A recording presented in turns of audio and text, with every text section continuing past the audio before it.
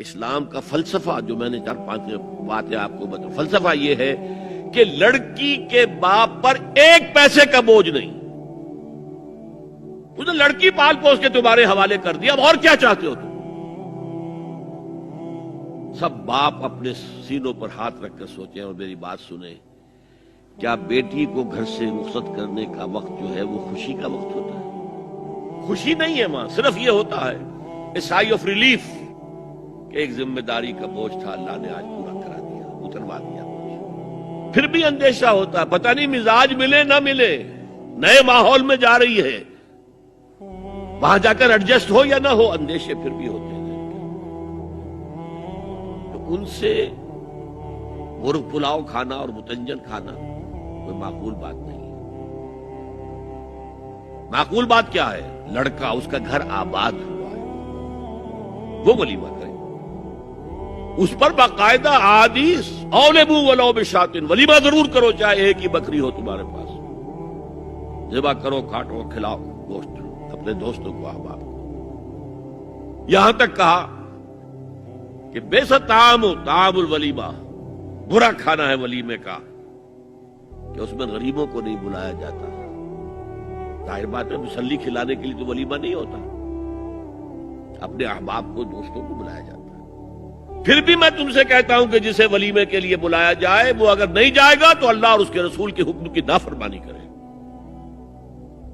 تو جس رسول نے اتنی تفصیل سے حکم دیا ہو ایک دعوت کا، وہ دوسری دعوت میں بھی خیر ہوتا میں بیان کرتا. جب نکاح مسجد میں اور کوئی دعوت طعام نہیں تو بارات کا تصور، خلاص. بارات کس بلا کا نام ہے؟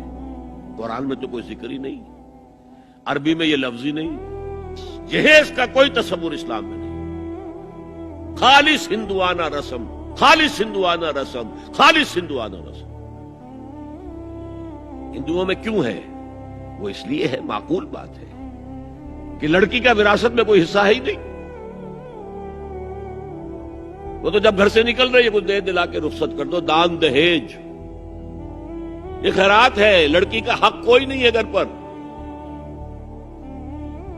اسلام میں تو لڑکی وارث ہے، والد فوت ہوں گے وراثت تقسیم ہوگی، والدہ فوت ہوگی کوئی ان کی ہے ملکیت وہ تقسیم ہوگی. شادی کے موقع پر کوئی جہیز اسلام میں نہیں، قطعاً نہیں.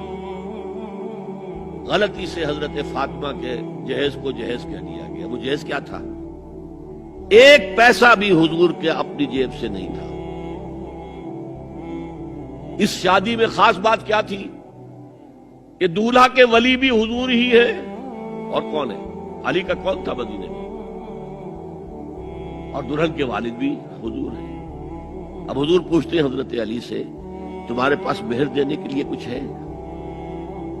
عرض کیا میرے پاس تو کچھ نہیں. وہ فقراء صحابہ میں سے تھے. فرمایا مہر تو دینا ہے، تمہارے پاس ایک زرہ ہوتی تھی؟ جی ہاں زرہ تو ہے. انہوں نے یہ سمجھا زرہ تو جہاد کے لیے ہے، کوئی وہ دولت تو نہیں ہے. فرمایا جاؤ اسے بیچو یا گروی رکھ کے قرض لے کر. وہ گئے، حضرت عثمان نے خرید لی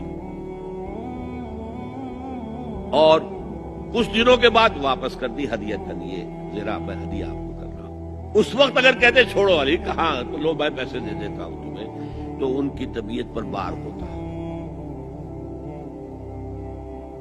اس پیسے سے حضور نے کچھ پیسے گھر بھیجے اندر، دلہن کو ذرا تیار کر دو. اور کچھ پیسوں سے وہ ایک گدا جس میں کھجور کی کھال بھری ہوئی تھی، اور 2 تکیے جس میں کھجور کی کھال بھری ہوئی تھی، ایک مشکیزہ، کنویں سے پانی تو لانا ہی ہے نا، ایک چکی، جو ہو یا گیہوں ہو پیسنا تو ہے نا، کوئی 1-2 برتن اور. اللہ اللہ خیر صلی اللہ، یہ تھا جسے جہیز کہتے ہیں، جس میں 1 پیسہ بھی حضور کا شامل نہیں ہے.